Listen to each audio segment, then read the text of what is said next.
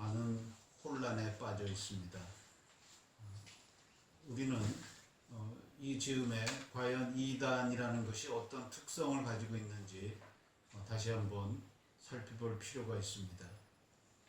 이단이 가지고 있는 특성을 요약하자면은 5가지 정도를 말할 수가 있습니다.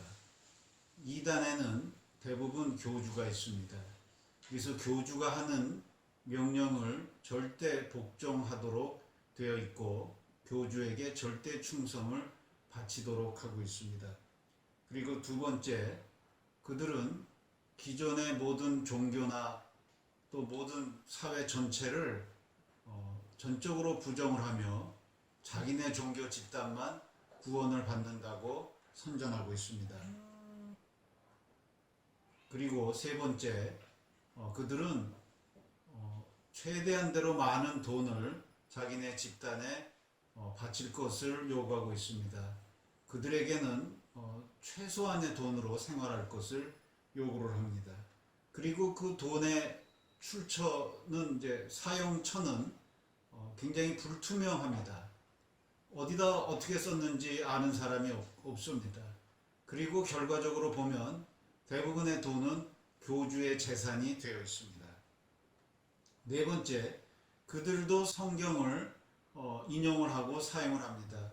그러나 자기네가 좋아하는 몇 구절만 가지고 자기네 교리를 만듭니다. 그래서 그들의 말만 들으면은 성경이 그렇게 말하는 것으로 오인할 수가 있습니다.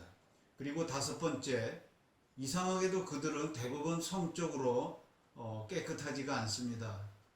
보이지 않는 추문들이 공개된 적도 있고 공개되지 않은 적도 있지만 대부분 성적으로 정결하지 못한 그러한 삶을 살고 있습니다. 지금 이러한 특징들이 가지고 있는데 그 이단의 핵심은 미혹하는 영이라고 말할 수 있습니다. 그들은 그 속이는 것이 아주 교묘하다라는 것입니다. 거짓을 선교 전략으로 쓸 때 성경의 어느 부분을 인용하는데 여호수아 2장에 나오는 라합의 사건을 한 예로 들고 있습니다. 라합의 이야기라는 것들은 이스라엘 백성이 사막 지역에서 광야에서 40년을 보낸 후에 이제 가나안 땅에 들어오기 직전에 맨 앞에 있는 여리고성에 정탐꾼 2명을 보냅니다. 정탐꾼은 기생 라합의 집에 머물러 있었습니다.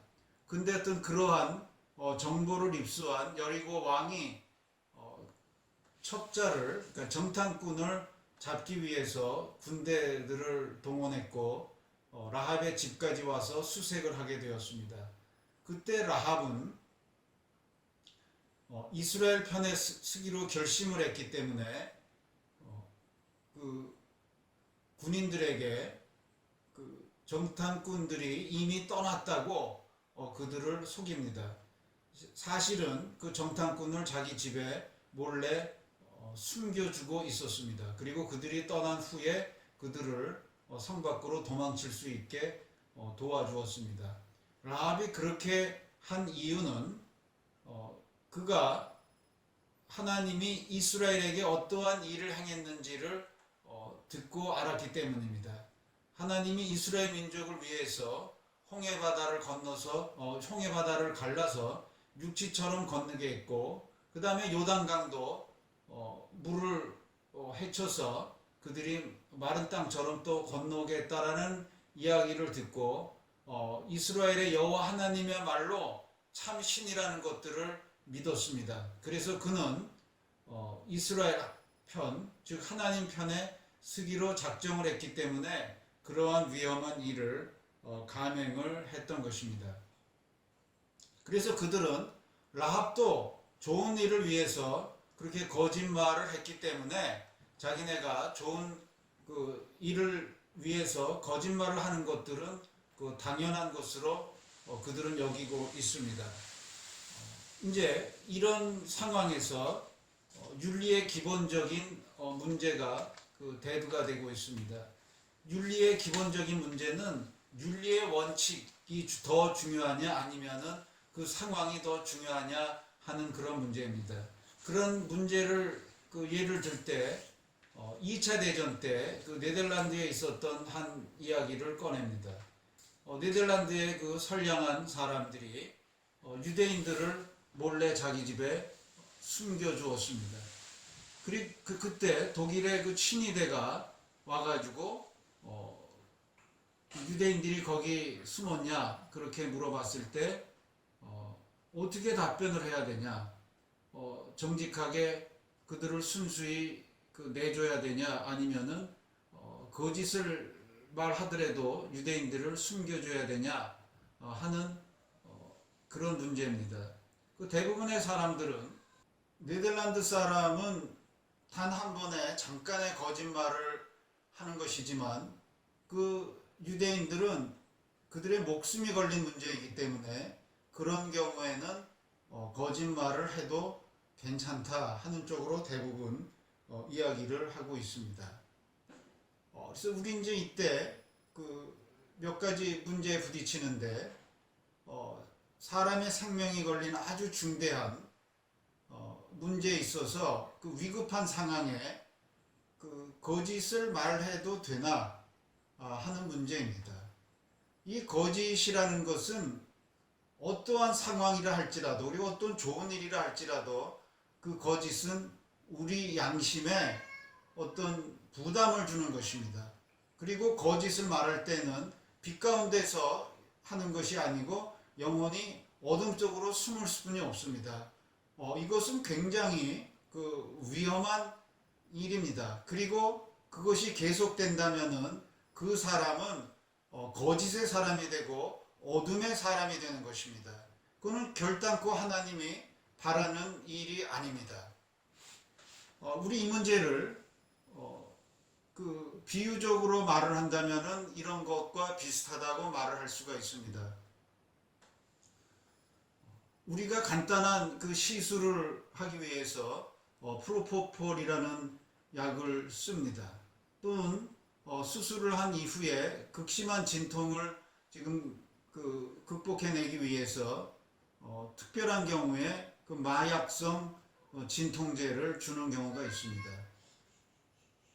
그래서 우리 사람들이 아니 의사들이 좋은 목적을 위해서 프로포폴을 쓰고 그 다음에 마약성 진통제를 쓰기 때문에 프로포폴을 우리가 사용하거나 마약성 진통제를 우리가 계속 쓰는 거는 별 문제가 없다 그렇게 말을 할 수도 있습니다. 그러나 실상은 그렇지가 않습니다. 프로포폴이든 마약성 진통제를 계속 일상적으로 사용을 한다면은 그것은 그 약에 중독이 되고 그 약에 의존을 하게 됩니다. 이는 정신을 완전히 파괴시키는 그러한 일이 되기 때문에 이는 극도로 좀 절제되고 조심하고 웬만해서는 하지 말아야 될 그러한 문제입니다. 그러나 그렇게 좋은 일을 위해서 성경이 믿음이 좋다고 칭찬하는 라합도 거짓말을 했는데 우리가 전도하기 위해서 또는 하나님의 일을 하기 위해서 거짓말을 우리 전략으로 쓰는 것이 뭐가 잘못됐냐 그렇게 말하는 것들은 우리가 프로포폴이나 마약을 그냥 일상적으로 의사도 쓰는데 우리가 쓸 수 있는 것이 아니겠냐 그렇게 말하는 것이나 다름이 없습니다. 우리가 거짓을 말한다 그랬을 경우에 가장 무서운 문제는 우리가 그렇게 하다가 우리 스스로가 거짓의 사람이 되는 것입니다. 그리고 우리가 영적인 어둠 속으로 들어가는 것입니다. 계시록 21장 8절에는 천국에 들어가지 못하는 사람을 말하는 중에 거짓의 사람은 안 된다 이런 말을 하고 있습니다. 우리가 아무리 선한 목적으로 단 일회적으로 한다 할지라도 거짓이라는 것들은 우리 양심을 손상시킬 수 있는 것인데 그것들을 일상적으로 계속해서 사용해도 된다라고 가르치는 것들은 결단코 하나님의 가르침이라고 말을 할 수가 없습니다. 그것은 사람을 미혹하게 하는 거짓된 영의 가르침이라고 말을 할 수가 있습니다. 우리가 이 점에 대해서 명백히 잘 알고 그들이 말하는 그런 말에 우리가 속지 않도록 해야 됩니다. 거짓은 결단코 우리가 상습적으로 쓸 수 있는 전략이 될 수 없습니다.